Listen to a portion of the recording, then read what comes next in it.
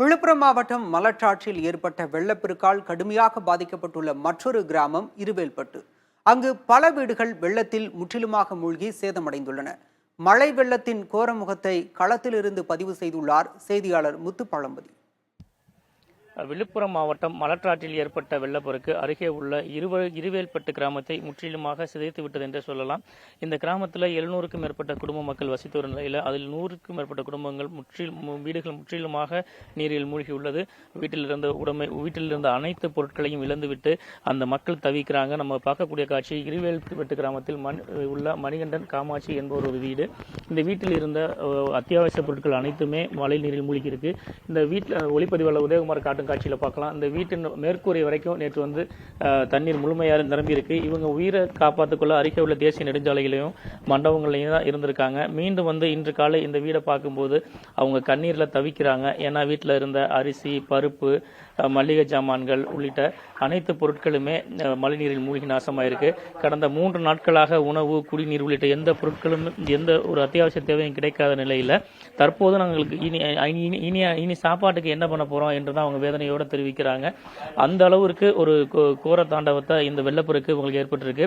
தொடர்ந்து 3-4 நாட்கள் கனமழை பெய்த நிலையில மழைக்கு பின்னர் இந்த ஆற்றில் ஏற்பட்ட வெள்ளப்பெருக்கால இவங்க சந்தித்துள்ள பாதிப்பை வந்து வார்த்தைகளால் விவரிக்க முடியாது.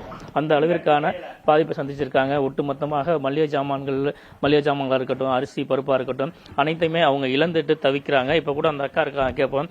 அக்கா, என்ன மாதிரி நீங்க பாதிப்பை சந்திச்சிருக்கீங்க? உங்களால இதுல இருந்து மீண்டு வர முடியுமா? எந்த காலத்துலயும் வரவே முடியாது. நாங்க என்னைக்கு சம்பாதிச்சு நாங்க என்னைக்கு மீண்டு உயிர் இதுக்கப்புறம் நாங்க ஏற்பட்டு எப்படி நாங்க சம்பாதிக்க முடியும்? இதுல இருந்து மீண்டு வரதே பெரிய விஷயம். இது என்னைக்கு நாங்க ஈடு கட்ட முடியும்னு சொல்லி பார்க்கும். கட்டவே முடியாது. என்னைக்கு இது ஃபர்ஸ்ட் திரும்பும்னே தெரியல. கட்டிக்க கூட துணி இல்லை சார். சுத்தமா எல்லாத்தையும் விட்டுட்டு ஏற்றோம். புள்ள பொருள் ஒண்ணு கூட எடுக்கல சார். என் புள்ள துணி ஒண்ணு, ஸ்கூலுக்கு நாளைக்கு போட்டு மாதிரி சட்டை கூட இல்லை சார். ஸ்கூலு புத்தகம்லாம் இருக்கா? பிள்ளைங்களோட புத்தகம், சர்டிபிகேட்லாம் இருக்கா? என்னாச்சு? எல்லாமே நனைஞ்சு போச்சு சார். எங்கதான் போச்சுன்னே தெரியல. ஒண்ணு கூட எடுக்கல சார். ஆனா சொல்லி ஒரு 1/4 மணி நேரத்துல தண்ணி வந்து நின்று போச்சு. ஒண்ணு கூட நாங்க எடுக்கவே இல்லை. இதுல இருந்து பெரிய பாதிப்பை சந்திச்சிட்டீங்க. இப்ப இதுல இருந்து நீங்க மீண்டு வர முடியுமா? மீண்டு வர்றாந்தா என்னென்ன பண்ணலாம்? என்ன எதுவும் வாய்ப்பு இருக்கா? நீங்க என்ன பண்ண போறீங்க? நாங்க என்ன சார் பண்ண முடியும்? அதெல்லாம் ஒன்றும் பண்ண முடியாது. இவங்களா அரசாங்கம் பார்த்து ஏன்னா உதவி பண்ணாதான் உண்டு. வேற வழி கிடையாது. இவங்க வருஷங்கள் ஆனவனும் இந்த எழுப்புல சரி கட்ட முடியாது.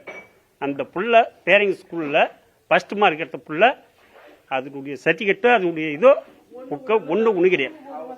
இப்ப நான் ஈத்துன்னு போய் அவன் தாத்தா நான் பேசுறேன். நான் ஈத்து போய் திருவாரில வச்சிருக்கிறாள்.